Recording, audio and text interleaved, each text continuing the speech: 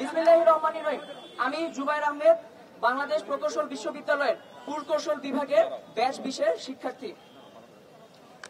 প্রকৌশল অধিকার আন্দোলনের শিক্ষার্থীদের উপর ন্যাক্কারজনক হামলার প্রতিবাদে আমাদের 5 দফা দাবি।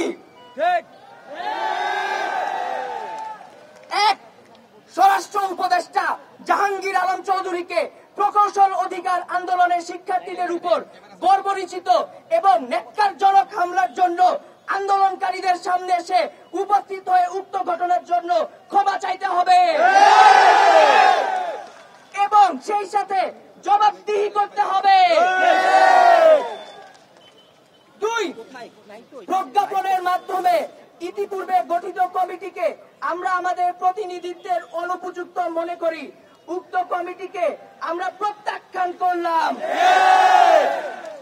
অনতিবিলম্বে বিশ্ববিদ্যালয়ের শিক্ষক প্রতিনিধি সহ প্রকৌশল অধিকার আন্দোলনের স্টেক হোল্ডারদের সাথে নিয়ে কমিটি সংস্কার করে পেশকৃত 3 দফা দাবিকে দ্রুততম সময়ের মধ্যে মেনে নির্বাহী আদেশের মাধ্যমে প্রজ্ঞাপন জারি করতে হবে এবং এ মর্মে সংশ্লিষ্ট 3 উপদেষ্টা জনাব মোহাম্মদ ফাউজুল কবির খান, জনাব আদিলুর রহমান এবং সৈয়দা রিজওয়ানা হাসানকে আজকে এসে এর নিশ্চয়তা প্রদান করতে হবে। 3, হামলায় আহত সকল শিক্ষার্থীদের চিকিৎসার ব্যয়ভার সরকারকে বহন করতে হবে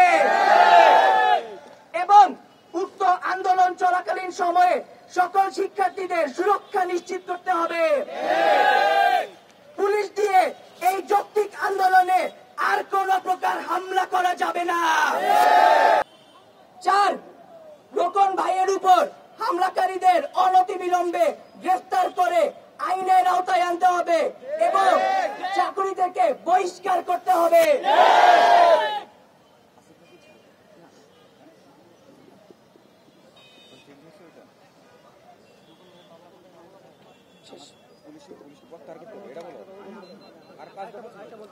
5, যেসব পুলিশ এই ন্যাক্কারজনক হামলার সাথে জড়িত তাদের বহিষ্কার করতে হবে। অবিলম্বে আমাদের এই দাবিগুলো মেনে নেওয়া না হলে আমরা কঠোর কর্মসূচি দিতে বাধ্য থাকব।